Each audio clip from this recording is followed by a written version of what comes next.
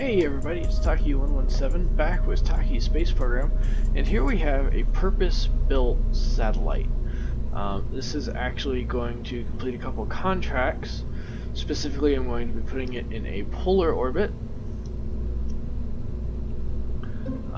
and it's going to conduct a low-resolution ScanSat survey. So that is this part here. Scanner altitude minimum of 5 kilometers, maximum of 500 kilometers. I do have a couple of sun tracking solar panels on there, dish for long range communications, these antenna for getting it off the ground, and lots of batteries. So now let's build a rocket. First things first, every good rocket needs a decoupler. And because I don't like leaving things in space, there we go. Decoupler. Yay! Alright, next up, we need a ferret.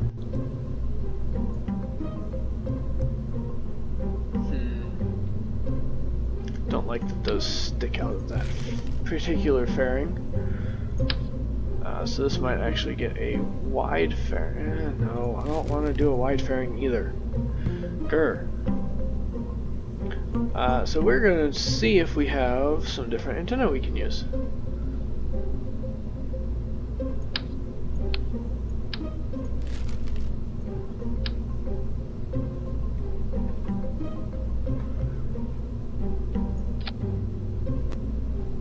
Ooh, I like that. And then deploy it. I really like that, actually. Okay, so here's what we're going to do. We are going to send action group to extend solar panels, toggle antenna, toggle that, and toggle our scan. There we go. Excellent. And now I can use my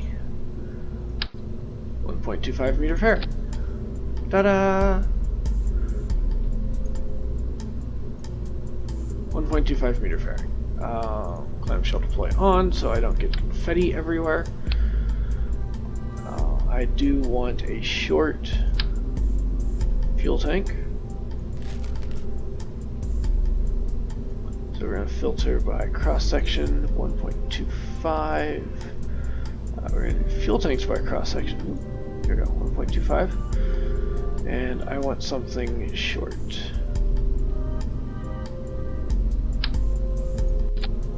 No.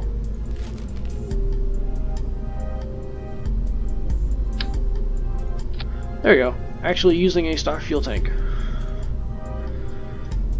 I like the orange. I don't know why, but I do. Alright, we want engines. And I want something small. 1,300 meters a second. That is plenty.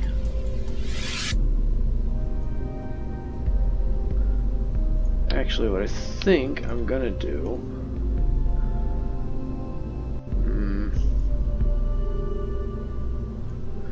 Yeah, no, I'll just do that. I'll do it that way. So what I thought about doing was putting a fuel tank on my satellite and doing it that way, but I don't think I'm going to.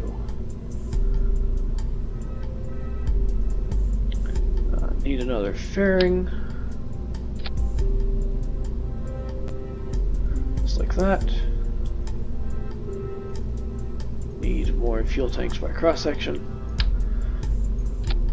And we are actually going to launch this on top of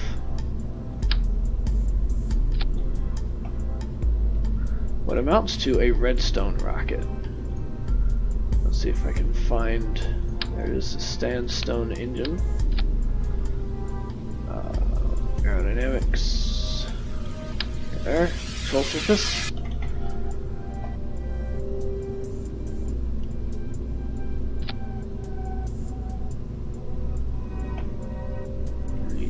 up a little more because the bottom should be flush.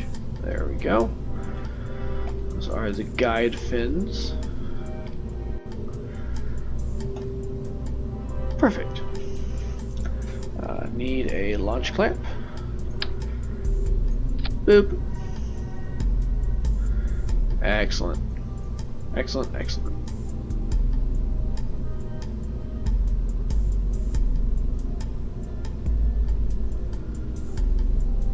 And this will go into a polar orbit. Now the thing with a polar orbit is, well, it's going to take some time to get there.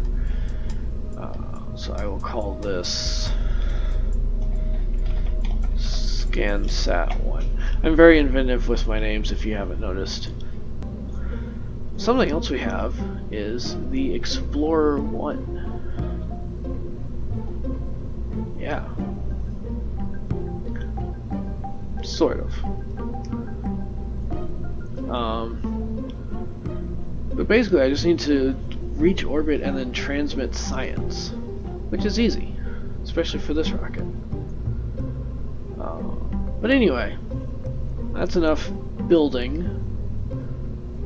Let's go fly something. And here we are on the pad with our Explorer-1 spacecraft.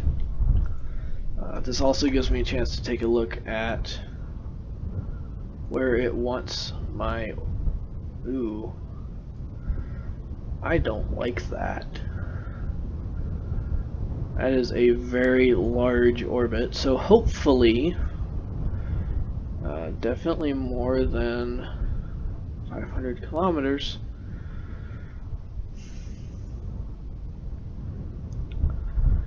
Well, that's unfortunate. However, totally doable. I can do that. But not right now. Right now, we are going to orbit. So, ascent guidance, move that over a little bit, that up. Yeah, that works. Okay.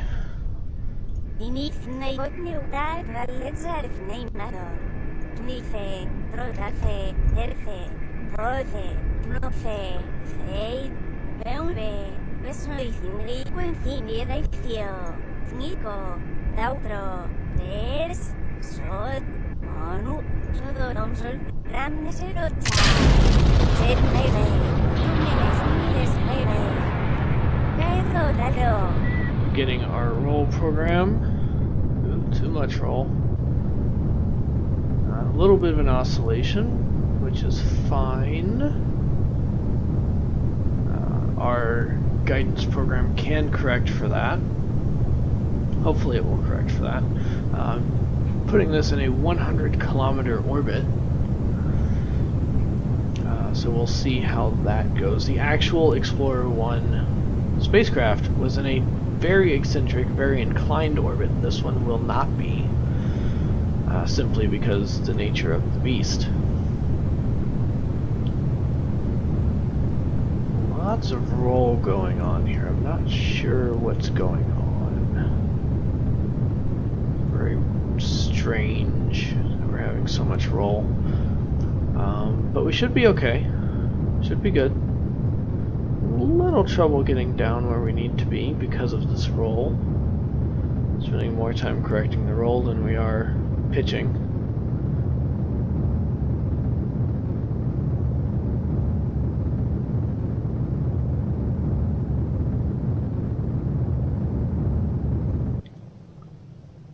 We're already at our 100 kilometer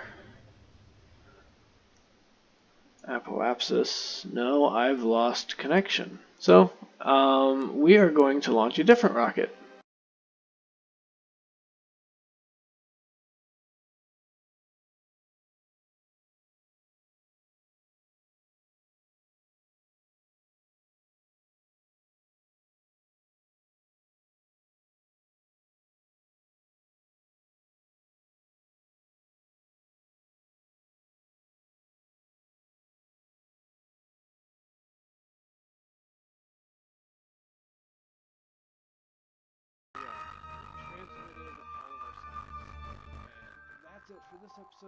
That's all for this episode. I'm Taki117, and remember, it's only rocket science.